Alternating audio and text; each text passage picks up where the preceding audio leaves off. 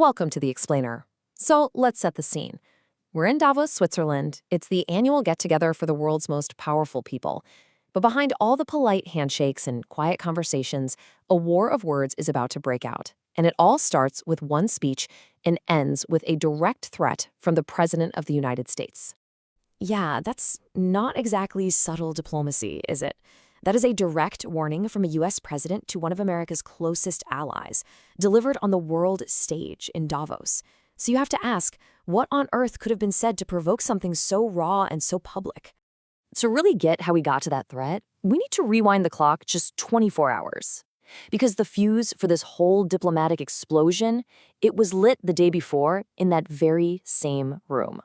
Think about this. In a speech that went on for over an hour, just a handful of seconds were carved out and aimed squarely at his northern neighbor. But wow, those seconds were potent. And they were a direct, immediate reaction to a speech given by a very prominent Canadian. And boom, there it is. That's the core of the issue, at least from Trump's perspective, a perceived lack of gratitude. Now, this isn't just some emotional aside. It's the key that unlocks his entire approach to foreign policy. It's a world where personal respect and thankfulness are treated like actual currency. So what exactly was said in this speech by Mark Carney that got under the president's skin so much? Well, it all revolved around a powerful and politically charged story. Kearney reached back almost 50 years to an essay from the Czech dissident Václav Havel to frame how the world was dealing with the United States. See, he wasn't just giving a policy speech, he was telling a story, and the U.S. was cast in a very specific and not very flattering role.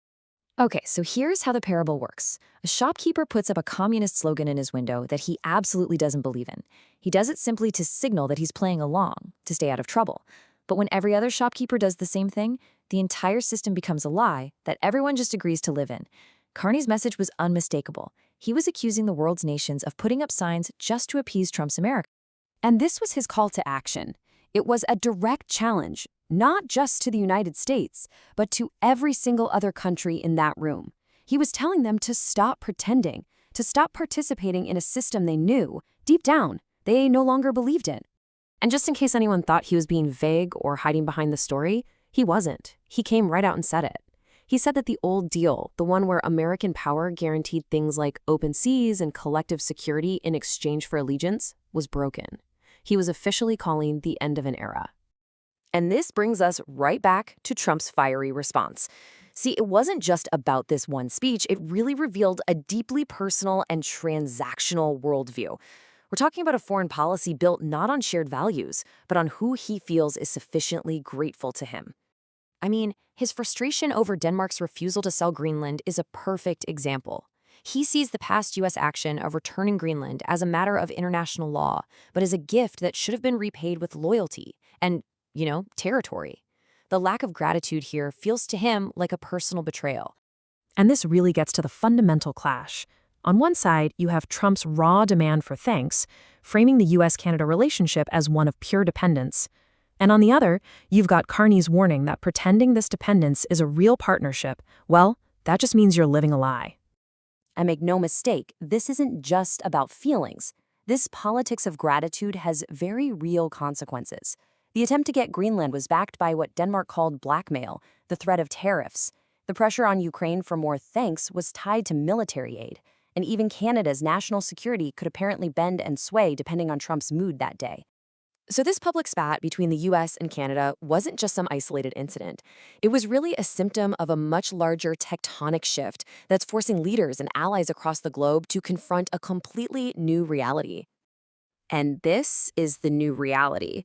For decades, countries operated with the assumption that the United States, regardless of who was president, was a predictable, stabilizing force. That assumption is now completely off the table. Allies are coming to terms with the fact that they might just be on their own. So Carney's speech wasn't just a critique. It was basically a declaration of independence. He was outlining a new foreign policy for Canada, one he called principled pragmatism. In other words, Canada would now have to be ruthlessly realistic, arranging its relationships based purely on its own national interests, not on old loyalties. So what does this new path actually look like for Canada? I mean, taking a stand against your closest ally and the world's superpower is a high-stakes gamble with absolutely enormous risks. And to understand the risk, all you need to do is look at this number. The economic entanglement is just staggering. With over 75% of all its exports going to the United States, Canada's prosperity is deeply, deeply tied to the very country it is now challenging. And the power imbalance goes far beyond economics. I mean, whether you look at population, the sheer size of the economy, or military might, the disparity is immense. It highlights just how vulnerable Canada is, and how much courage, or maybe desperation, it takes to try and chart a new course. And yet, despite these risks, this isn't just talk. Canada has already started to walk the walk. Actions like signing a new trade deal with China, publicly supporting Denmark over Greenland, and calling for other middle-power countries to band together. All of it signals that this strategic pivot is already underway. Ultimately, that whole war of words in Davos leaves us with this fundamental question. As giants like the US and China compete, can the countries caught in the middle truly forge their own way? Or is taking down the sign in the shopkeeper's window a risk that's simply too great to take? That right there is the challenge defining the new global order.